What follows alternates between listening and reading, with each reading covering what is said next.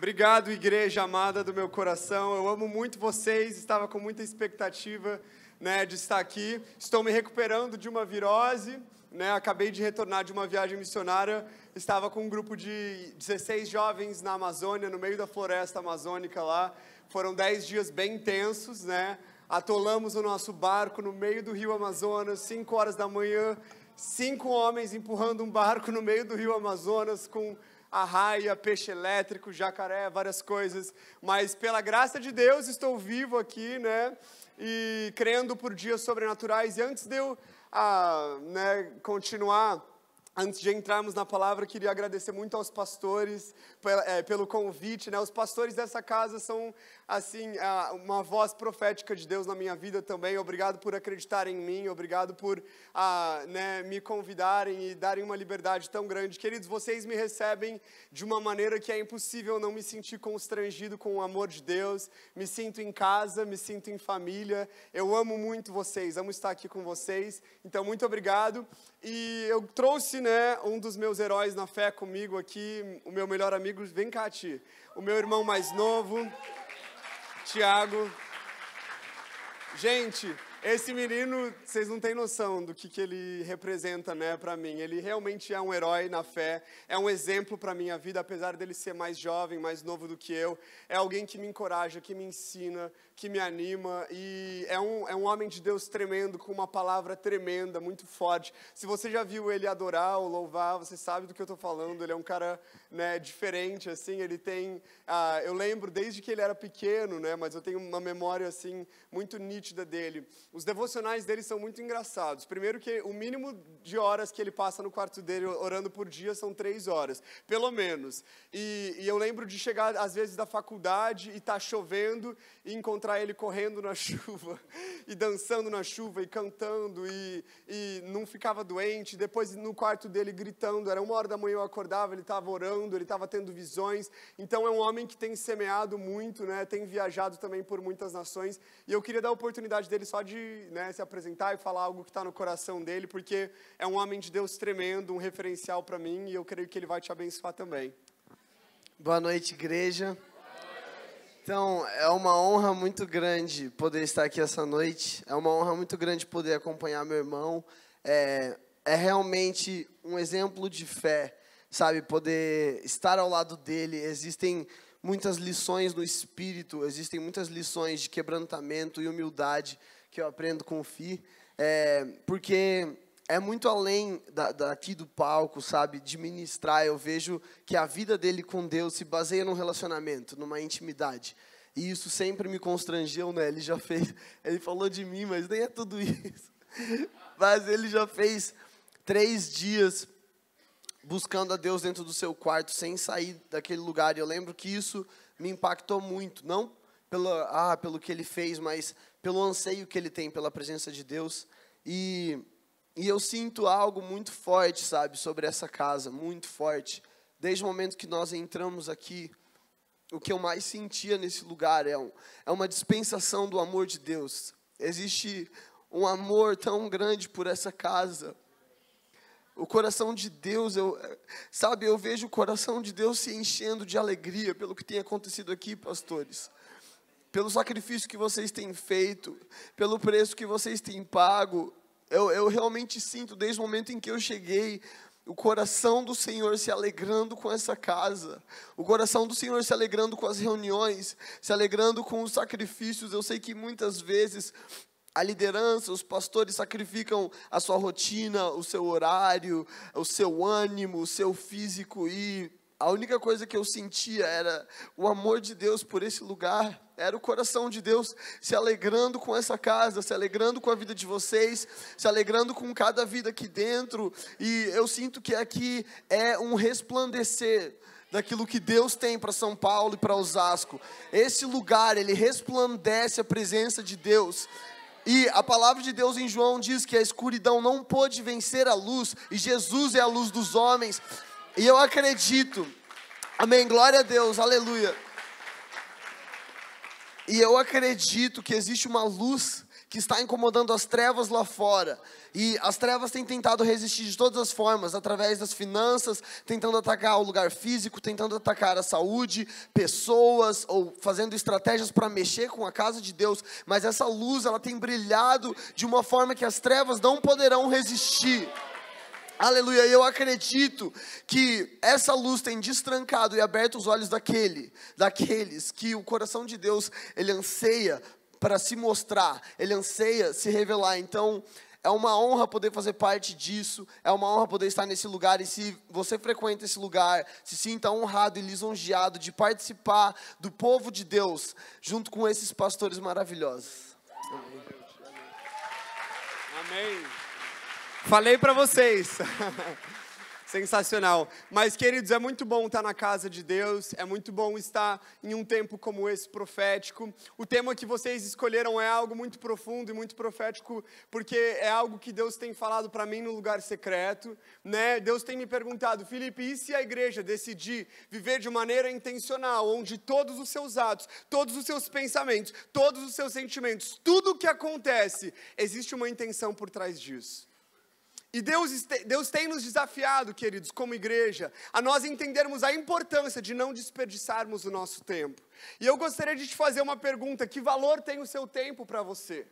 Quanto vale o seu tempo? Eu não sei se você já pensou nisso, mas às vezes a gente pensa como seres humanos, né? Quando a gente se encontra no meio da rotina, nós pensamos que o que nós podemos receber de maior valor é o dinheiro, as finanças, porque se eu tiver dinheiro, eu posso pagar uma escola, se eu tiver dinheiro, eu posso viajar, se eu tiver dinheiro. Mas sabe, queridos, dinheiro vai e dinheiro volta. Agora, o seu tempo, você nunca vai ter ele de volta. Aonde você gasta o seu tempo, você não vai ter ele de volta. E Deus tem incomodado o meu coração a respeito do tempo. Deus tem falado comigo sobre o tempo. E em Eclesiastes capítulo 3, versículo 1 diz assim: eu sei que você já escutou muito sobre essa passagem, mas eu queria que você... Sabia que apesar de existirem clichês, versículos nunca podem ser taxados como inválidos na nossa vida. Eu sei que o Salmo 23 provavelmente já foi dito muitas vezes por nós, mas você nunca pode subestimar o poder do Salmo 23, porque ainda é a palavra de Deus.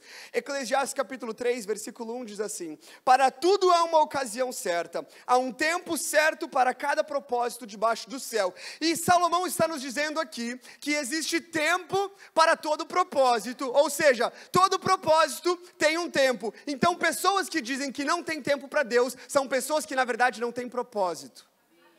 Quando eu e você dissermos: olha Deus, o dia que eu tiver mais tempo, eu gostaria de ter mais tempo, eu gostaria de poder não precisar fazer todas essas coisas, para que eu dedicasse o meu tempo, querido, você está dizendo: Deus, o seu propósito é inválido na minha vida. Queridos, o tempo está acabando. Vira para a pessoa do seu lado e diz: Jesus está voltando.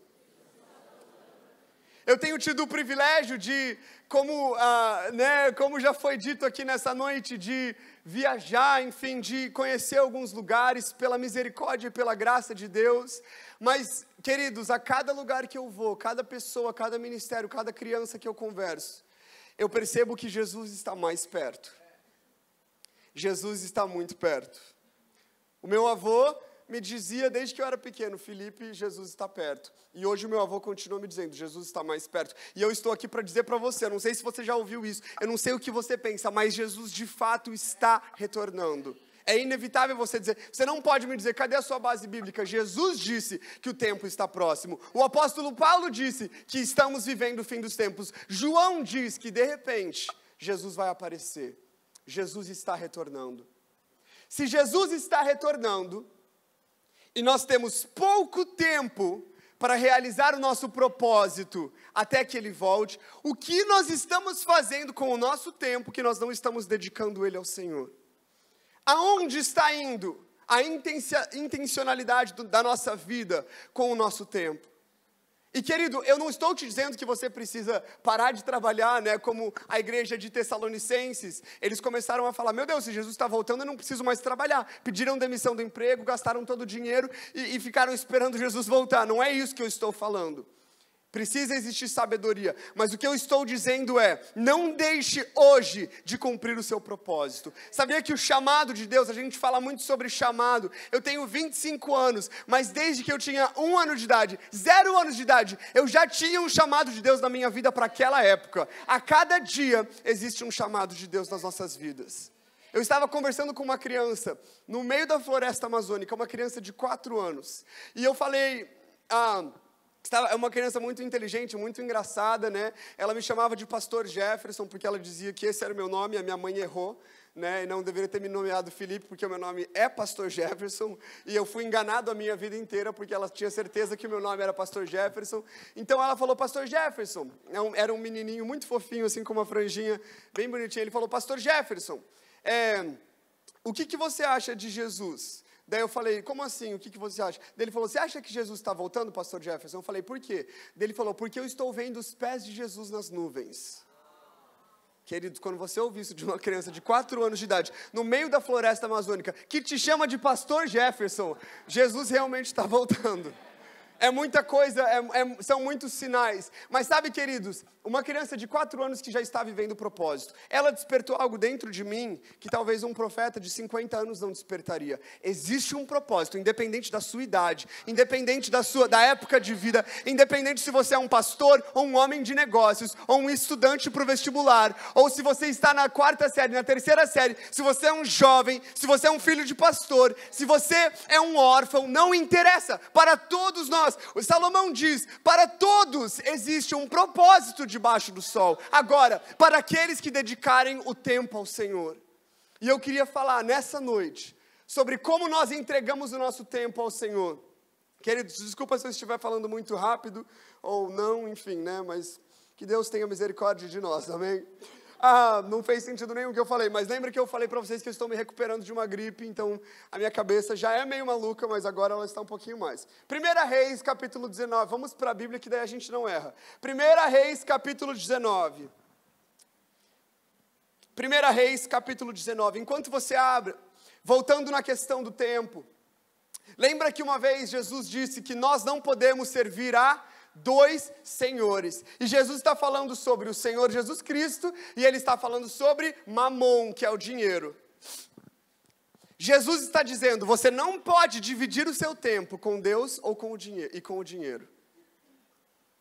Deus, eu não posso fazer meio a meio, eu não posso fazer Senhor Jesus Cristo sábado e domingo, e Mamon o resto da semana. Jesus está dizendo, não, você não pode servir a 2 senhores.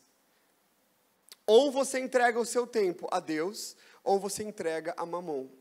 Um te garante finanças, prosperidade, natural, dinheiro, fama. O outro te garante propósito. O propósito pode te custar o seu dinheiro, pode te custar o seu conforto, e pode te custar a sua fama. Aí Jesus pergunta, fama, dinheiro, ou propósito e vida eterna. Você não pode servir a 2 senhores. Queridos, não dá. Eu lembro, eu contei para vocês, eu acredito essa história já, mas apesar de eu ter 25 anos, eu já comecei uma empresa quando eu tinha 18 anos, 19 anos.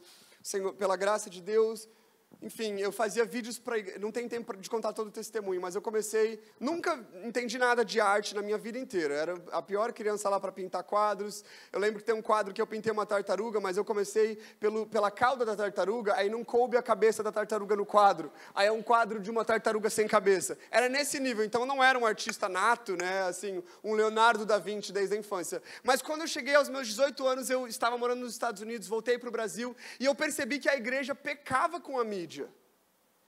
A mídia da igreja era terrível. Eu lembro que na nossa igreja a gente fazia um vídeo de, 20, 30 minutos, só de fotos, e as pessoas sentavam lá assistindo, batiam palma, e eu falei, gente, fora da igreja existe entretenimento, existe mídia, existe filme, as crianças querem assistir aquelas coisas, e dentro da igreja a gente está mostrando um Jesus que não é esse. A gente está mostrando uma face de Jesus, porque lá em Êxodo diz que Deus capacitou os artistas com o Espírito Santo. Uau! Existe um espírito no céu, na sala do trono, reservado para os artistas. Se você é artista, recebe aí que é para você.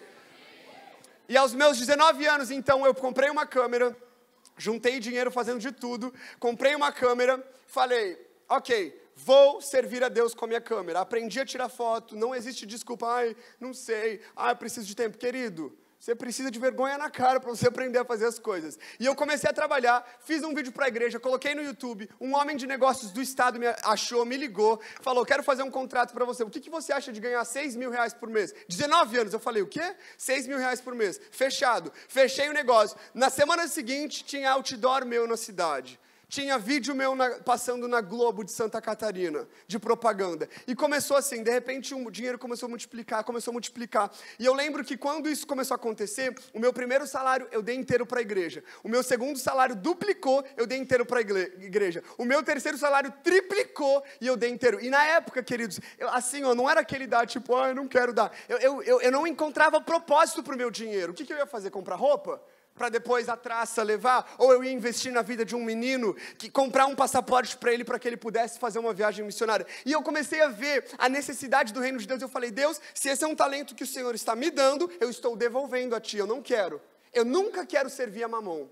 E queridos, eu prometo para vocês, eu nunca consegui gostar do dinheiro. E eu lembro que Deus me dava, enfim. Fui para a China, fui para a Índia, tudo pago pelas empresas. Ganhei dinheiro fazendo trabalhos assim super legais, gostei muito. Enfim, até que chegou um dia que o meu cliente poderoso, lá mais poderoso, ele falou assim para mim, olha, a gente gosta muito do seu trabalho, mas tem uma coisa que nos incomoda, o seu tempo. Você não tem tempo suficiente para nós. Queridos, eu estava acordando, o meu irmão sabe, 7 horas da manhã eu já estava no colégio, ou seja, eu acordava no colégio que eu trabalhava, né, que era uma escola. Então eu acordava, 6, 5 horas da manhã, e eu dormia, tá, porque eu ia para casa, levava o computador e continuava trabalhando. Eu ia dormir 2, 3 horas da manhã, todo dia, tomando energético, café, de tudo.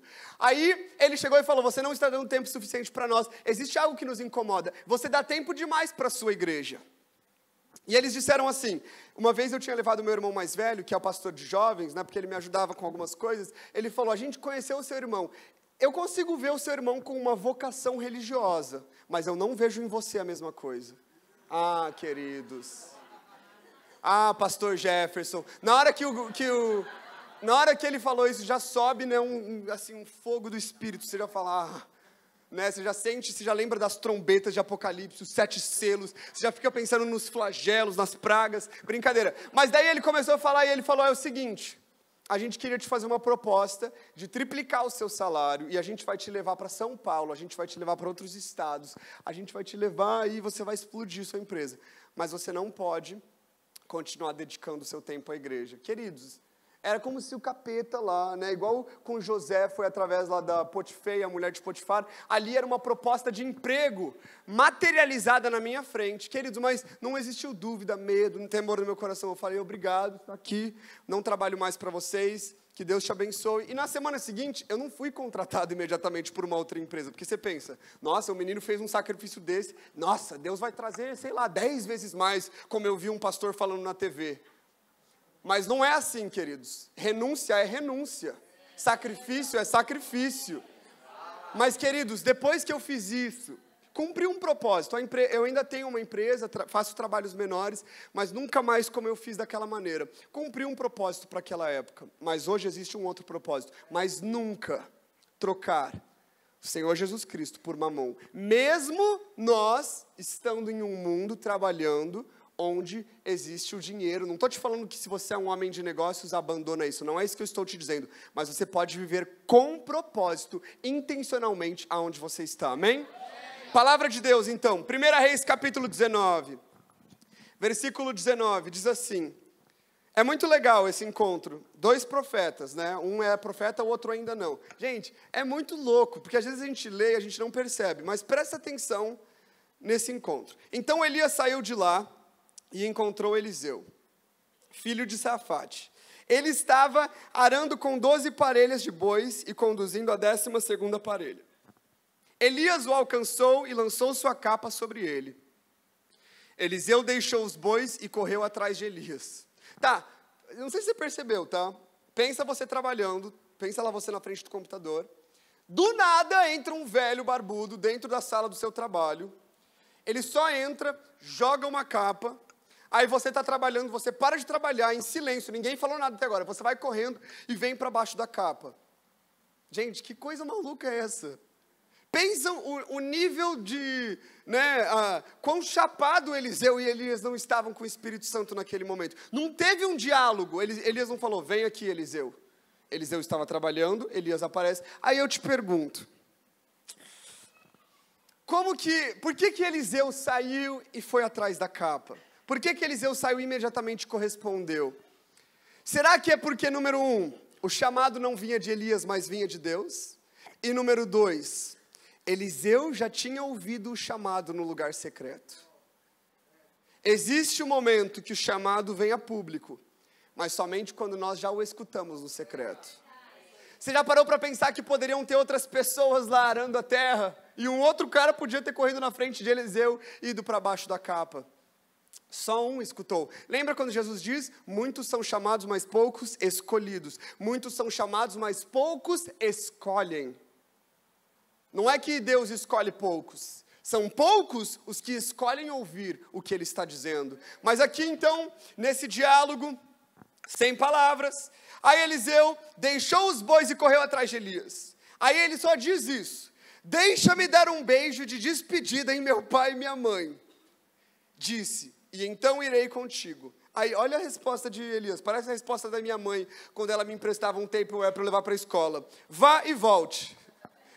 Não sei se sua mãe já te disse isso 2 vezes, a minha mãe sempre dizia, vai e volte, mas olha o que aconteceu, Elias está lá, Eliseu vem para cá, para debaixo dele, Eliseu recebe a capa, queridos, quando Deus te chama, quando você começa a ver se cumprir tudo aquilo que você ouviu, você sabe que vai custar tudo, porque o reino de Deus não custa caro, ele custa tudo, absolutamente tudo. Ele olha para Elias e fala, por favor, deixa eu só dar tchau para os meus pais. Deixa eu cortar as minhas pontes com o passado. Elias diz, vai e volte. Ele vai, volta, e olha o que ele faz quando ele volta. Respondeu Elias, lembre-se do que fiz a você. E Eliseu voltou, olha o que ele fez. Foi lá, deu tchau, voltou, apanhou a sua parelha de bois e os matou.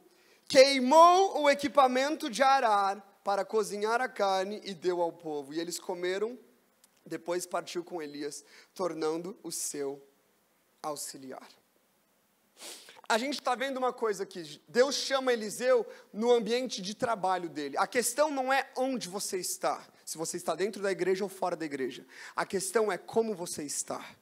Você pode viver intencionalmente no seu trabalho, e Deus vai te chamar onde você está. Mas você também pode estar só lá no campo, sem entender nada do que você está fazendo. Simplesmente trabalhando, e a gente já vai ver isso em uma outra parábola. Mas quando Eliseu queima os bois, quando Eliseu se despede dos pais, quando Eliseu queima as parelhas, ele está dizendo, olha, eu não tenho mais para onde voltar. Eu não tenho mais trabalho, eu não tenho mais passado. A partir desse momento, eu queimo, eu elimino, eu renuncio o meu passado e eu passo a seguir o chamado de Deus para a minha vida, porque eu não tenho mais como olhar para trás. Tem um outro cara que Deus chama dessa maneira, Ló.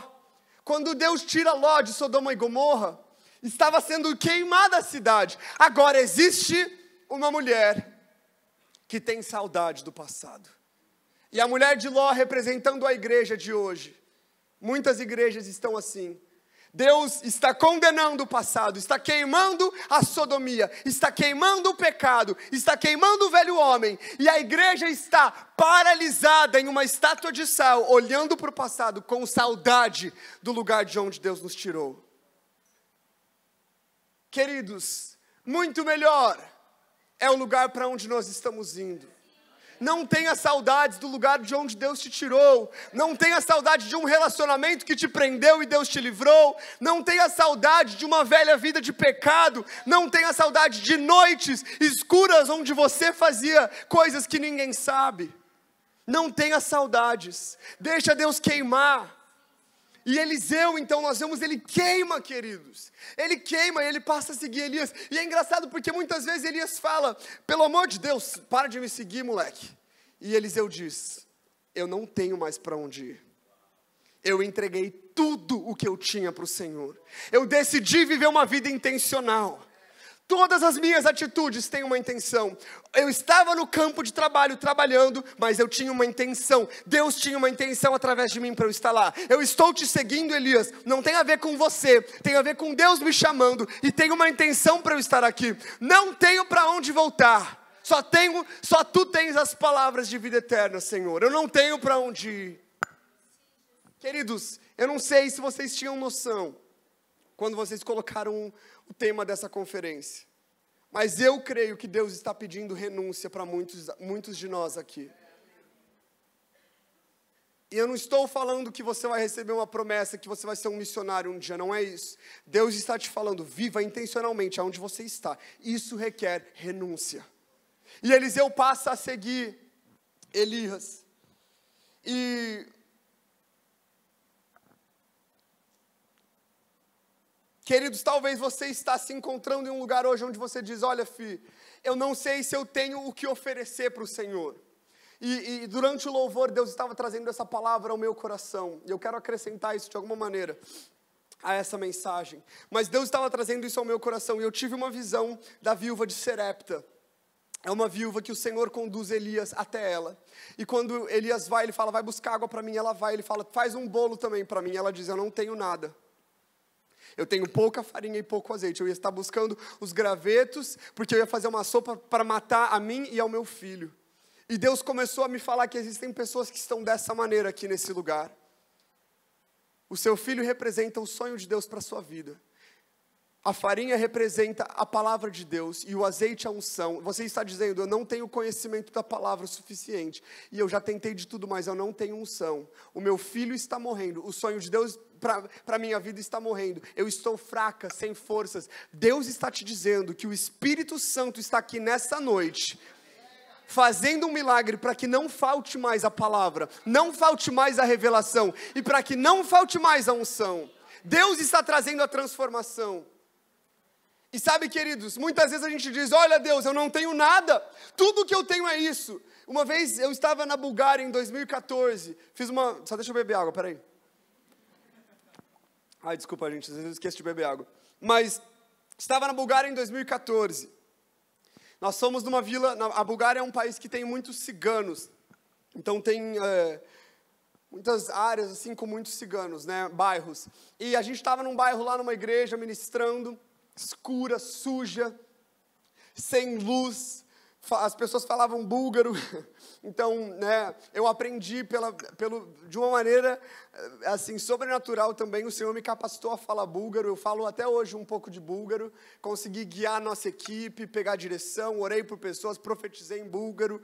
Loucura, gente. Mas daí a gente estava nessa igreja.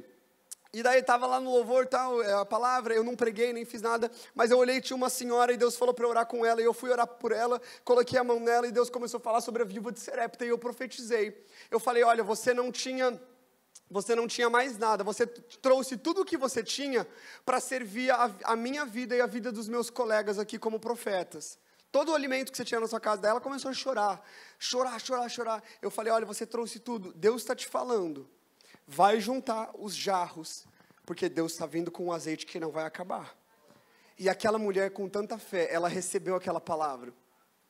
E daí eu nunca mais vi ela por 2 anos. Mas foi ano passado que a gente voltou para a Bulgária? Foi, né? O ano passado nós voltamos para a Bulgária, queridos, em 2016. Aí acabou o culto lá na Bulgária, a igreja completamente diferente, as paredes pintadas, a igreja com ar-condicionado no meio de uma vila de ciganos. E aí eu falei, gente, que coisa interessante. Aí a mulher chegou aí acabou o culto, essa senhora veio falar comigo, eu lembrava do rosto dela, mas eu não lembrava que eu tinha dado uma palavra nem nada disso.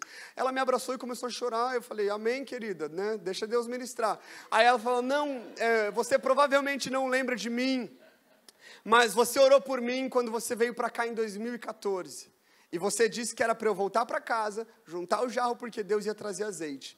E eu fiz, pastor. Ela me chamava de pastor. Ela falou, eu fiz, pastor. Fui para casa, peguei um jarro, coloquei, ajoelhei e orei. Eu falei, Deus, eu não tenho nada, mas eu creio que o Senhor pode trazer. No dia seguinte, ela acordou, tinha dinheiro dentro daquele jarro. Ela pegou o dinheiro, comprou a comida, ela conseguiu comprar comida para ela e um pouquinho mais, porque ela fazia bolos e ela vendeu. Ela vendeu os bolos, multiplicou. Ela falou, eu quero abrir uma padaria. Aí ela falou, eu não tenho dinheiro. Ela foi no jarro e tinha dinheiro. Ela pegou o dinheiro do jarro, abriu uma padaria. Depois de abrir uma padaria, ela abriu uma outra loja e ela reconstruiu a igreja com o dinheiro dela. Por isso tinha ar-condicionado e paredes pintadas. Queridos, que fé é essa? Que fé dessa mulher é essa? Gente, eu não imaginava. Sabe quando você fala, você fica até com vergonha, né? A pessoa está falando lá assim, amém, querida. Eu nem lembrava que eu tinha orado. Sabe por quê, queridos? Não tem a ver com a gente. Tem a ver com o trabalho do Espírito Santo. E eu achei fantástico isso, porque Deus me lembrava dessa história hoje. Dizendo que você se encontra talvez como essa mulher, dizendo, Deus, eu não tenho palavra de Deus, eu não tenho unção. Deus está te dizendo que o Espírito Santo está nesse lugar, assim como Elias. E Ele está te dizendo, eu multiplicarei a unção e eu multiplicarei a palavra. Recebe, queridos. Abre as suas mãos no seu lugar aí, feche os teus olhos. Pai, eu oro por pessoas que estão nesse lugar que não têm tido uma revelação profunda. Senhor, eu vejo que tem gente aqui, Senhor, que o último devocional faz tanto tempo. A última revelação faz tantos anos. Deus, e eu oro para que o Senhor multiplique, Senhor, o alimento. Pai, para que o Senhor multiplique o alimento, para que eles sejam alimentados e para que o sonho que o Senhor tem para eles não morra. Pai, que o Senhor reavive, Pai. Que o Senhor traga, Senhor, a vida, Deus, daquilo que estava morto, em nome de Jesus. Amém, queridos. Mateus capítulo 24. Vocês estão comigo, amém? Amém. Mateus capítulo 24, do versículo 36 ao versículo 42. Diz assim: quanto ao dia e a hora, ninguém sabe. Quanto ao dia e a hora, ninguém sabe. Nem os anjos dos céus, nem o Filho, senão somente o Pai. Como foi nos dias de Noé, assim também será na vinda do Filho do Homem. Pois nos dias anteriores ao dilúvio, o povo vivia comendo e bebendo, casando-se e dando-se em casamento, até o dia em que Noé entrou na arca, e eles nada perceberam, até que veio o dilúvio e os levou a todos. Presta atenção nessa parte. Assim acontecerá na vinda do Filho do Homem. 2 homens estarão no campo, um será levado e o outro deixado. 2 mulheres estarão trabalhando no moinho, uma será levada e outra deixada. Portanto, vigiem, porque vocês não sabem em que dia virá o Senhor. Jesus, com sua sabedoria perfeita, nos alertando mais uma vez sobre o tempo. Jesus diz, olha, ninguém sabe o tempo, nem eu nem os anjos, somente Deus Pai sabe o tempo. Tá, se eu não sei o tempo da vinda de Jesus, e quando Jesus vier, quem estiver pronto vai ser salvo, e quem não estiver pronto não vai ser salvo, e eu não sei qual é esse tempo, o tempo que eu tenho, eu posso pegar esse tempo e entregar nas mãos de quem sabe. Ao invés de eu tentar descobrir, através do meu raciocínio, da minha sabedoria, e investir o meu tempo em treinamentos, em estudos, em filosofias, em religião, e você tenta investir o seu tempo, eu falo, Deus, você é quem sabe, eu te entrego o meu tempo, faz o que o Senhor quiser. É interessante porque ele diz, 2 pessoas estarão no campo, e como eu falei para vocês, com Eliseu, provavelmente tinham outras pessoas no campo com Eliseu, mas só Eliseu foi chamado. Queridos, campo pode significar um lugar de trabalho. Deus não está falando, para de trabalhar e fica dentro da igreja 24 horas. Ele está dizendo, existem pessoas no trabalho que sabem o que eles estão fazendo lá, vivem intencionalmente e eles serão salvos. Mas também existem aqueles que estão no campo servindo a Mamon. O problema não é onde você está, mas como você está. Onde você tem investido o seu tempo. Como você tem vivido os seus dias. Como tem sido a motivação do seu coração. Jesus está nos levando a um tempo de renúncia. Eu gostaria de... Irmão, você pode tocar?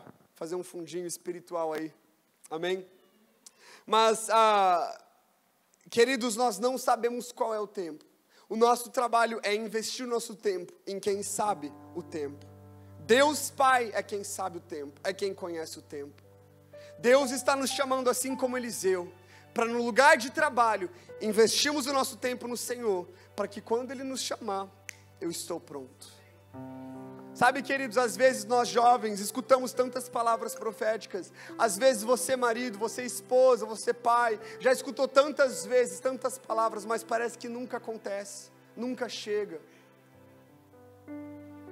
Sabe que o nosso papel não é ficar falando, Jesus, existia um momento que os discípulos estavam dessa maneira, mas Jesus, você falou pra gente, Jesus, eu não sei quando vai ser, Jesus, e agora o que vai acontecer? E Jesus diz, fiquem quietos, recebereis poder quando o meu Espírito vier sobre vocês. Recebereis poder, em outras palavras, no tempo do Espírito e não no seu tempo. Recebereis poder no Kairos e não no Cronos. E sereis minhas testemunhas. Existe um propósito para a sua vida. Existe um propósito para todos aqui, cada um de nós. Todos temos um propósito. Todos, absolutamente todos. É o que diz lá em Eclesiastes. Mas só tem propósito quem tem tempo para Deus.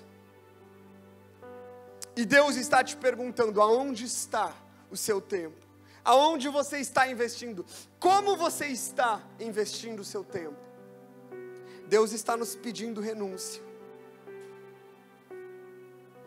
Feche os teus olhos nessa hora, querido.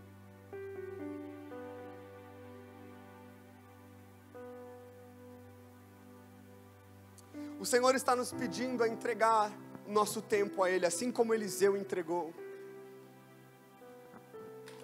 Sabe que o propósito de Deus é para todos, mas não são todos que escolhem o propósito.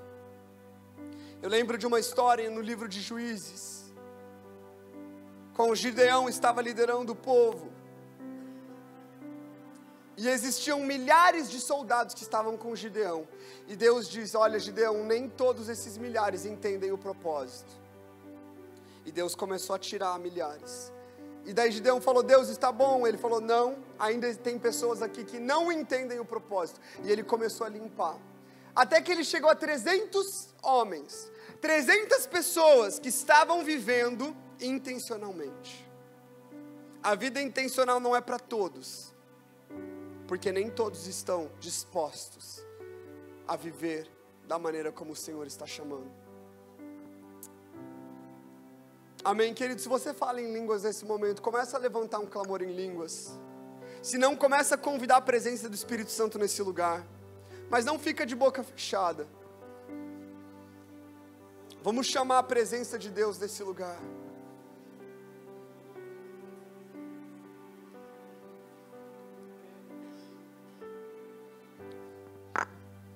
Xaralabarala setreria babababashori aglaria brababadashia.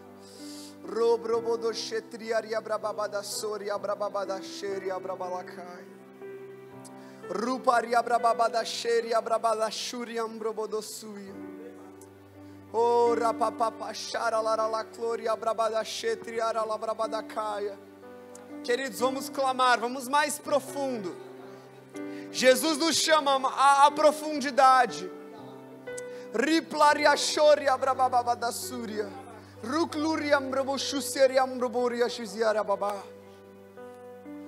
Roria papata cheria brabadashuia.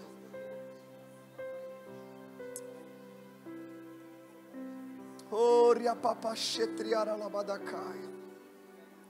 Riba babababashia. Oh Espírito Santo, se revela a nós, Senhor. Oh Espírito de Deus, se revele a nós. Nós invocamos o Espírito da profecia, que é o testemunho de Jesus. Nós clamamos, Senhor, revela, manifesta-te a nós, Senhor. Oh rababababashoriam brababababacaia. Querido, clama, não fique quieto. Clame a presença de Deus. Robodosheri abrabadasheri abadashuia. Ribadasheri abrabalasheri abrababadashuia. Rababababashori abababacaia.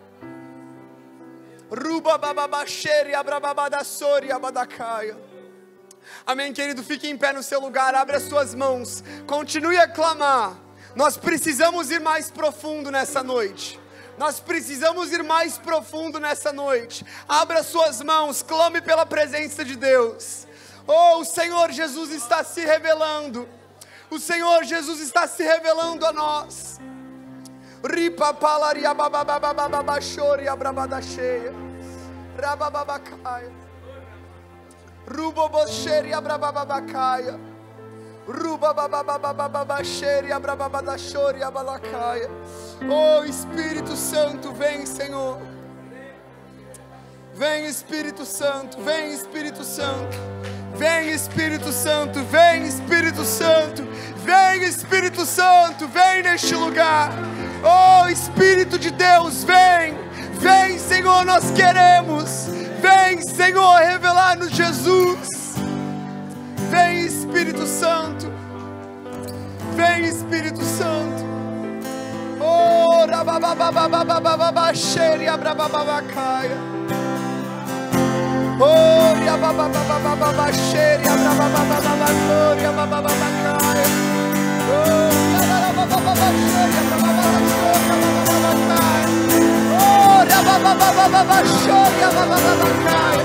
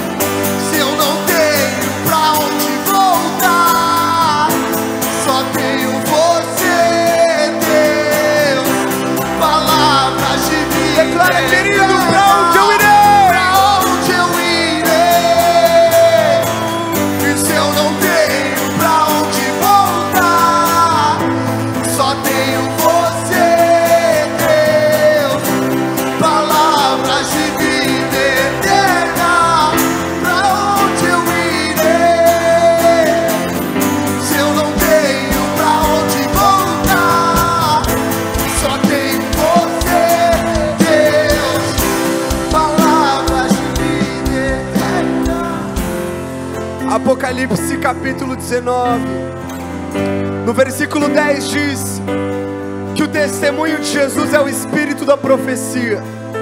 Queridos, eu creio que existe um espírito profético nessa noite, nesse lugar. Eu creio que Deus está chamando a muitos de nós nessa noite, assim como Ele chamou a Eliseu. Queridos, não perca o momento do Senhor, não se distraia. Não pense em mais nada. Jesus está te chamando. Ele está te entregando um propósito. Ele está se revelando a você. Jesus está te mostrando que Ele pode agir através do tempo, que Ele pode trazer um propósito. Permanece na presença de Deus.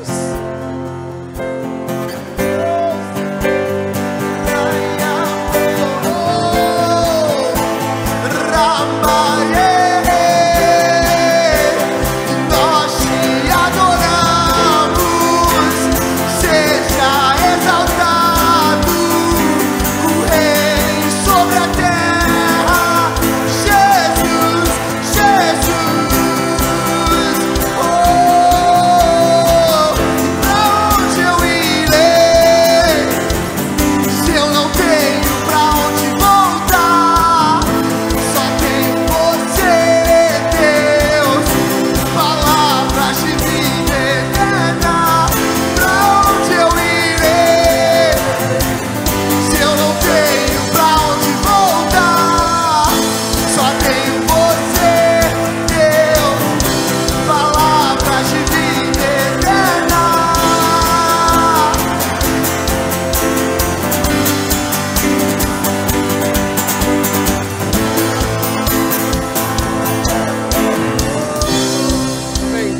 Amém. Eu gostaria de convidar todos os líderes aqui à frente.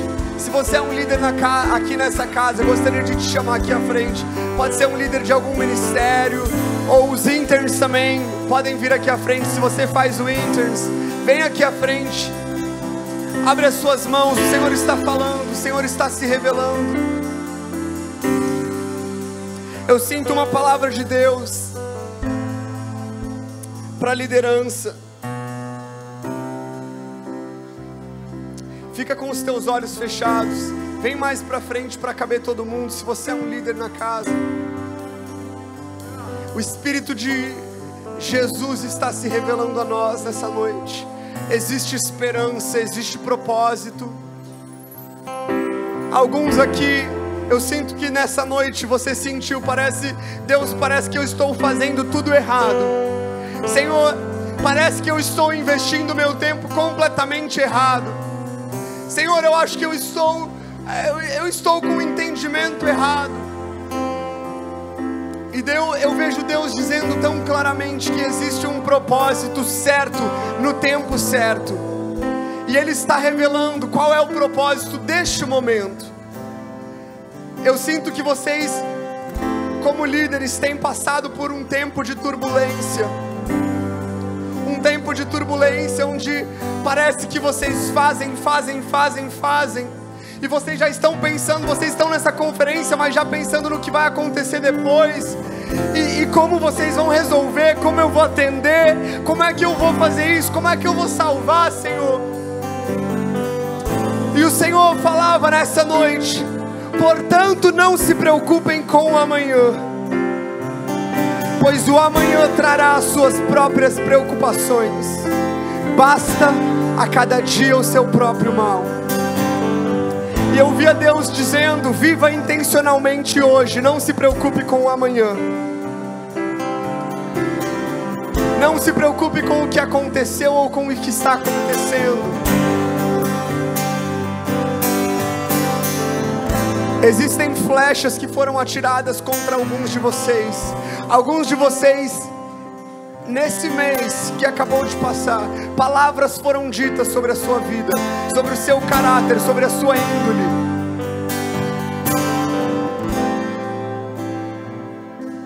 Palavras foram ditas. Eu vejo que muitos de vocês se encontraram num lugar escuro, no quarto de vocês, e parecia que vocês: Deus, eu não estou ouvindo a sua voz. Senhor, eu não estou conseguindo te encontrar. Senhor, são tantos afazeres, são tantas coisas.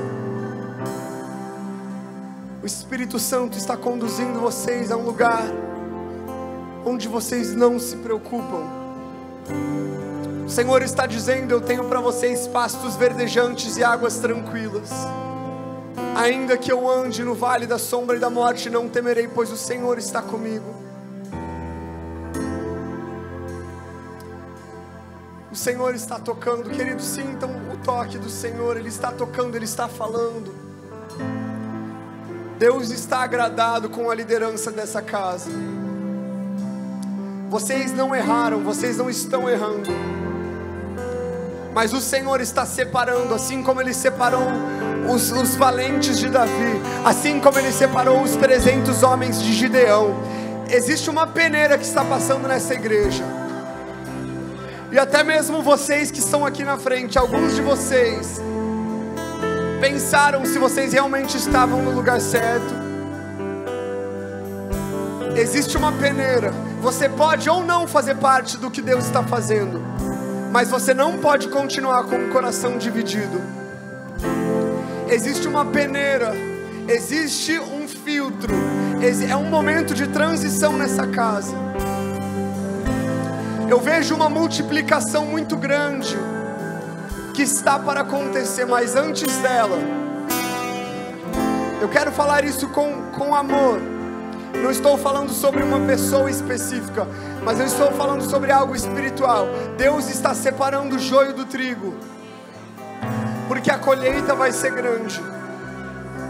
E vocês, como líderes, precisam ser os primeiros a decidir: ou vocês estão aqui, ou vocês não estão. Eu não sei do que se trata na sua mente, eu não sei o que está se passando no seu coração, Mas essa é uma noite decisiva na sua vida. Essa é uma noite onde Deus te encontra como Elias. E Ele está dizendo: você quer queimar o que ficou para trás, você quer queimar as memórias, as marcas, você está disposto a queimar tudo que você construiu com as suas mãos, para que você viva o tempo da porção dobrada.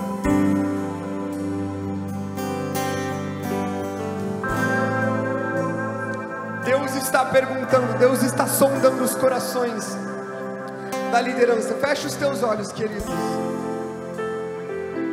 É um momento profundo, é um momento profético. Você sabe do que eu estou falando, não pense que eu não estou falando com você. Eu não estou trazendo condenação de maneira alguma, não estou trazendo culpa. Eu só estou te dizendo que você está no lugar certo, que você está do lado certo. Não desista agora.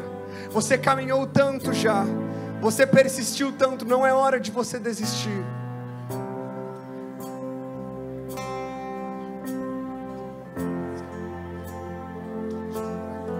Senhor, eu oro pela liderança, Senhor. Pai, eu oro, Deus, que... Senhor, eu oro para que o veneno, Senhor, que possa ter sido trazido e colocado no coração de algumas pessoas, areia, Senhor, o fermento,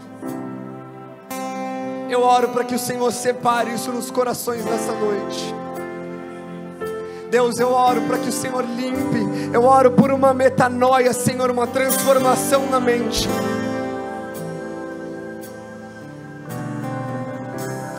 Eu não oro para que o Senhor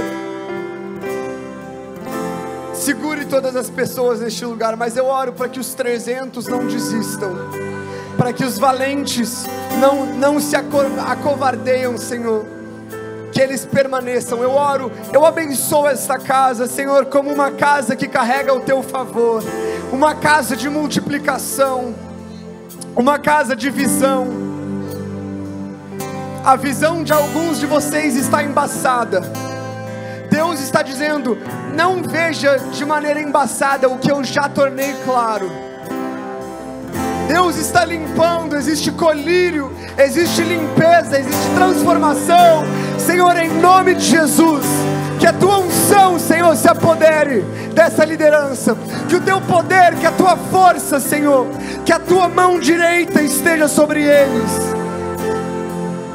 Mas, Pai, que a Tua justiça seja feita, não para a nossa glória, mas para que o Teu reino não pereça, em nome de Jesus, Senhor.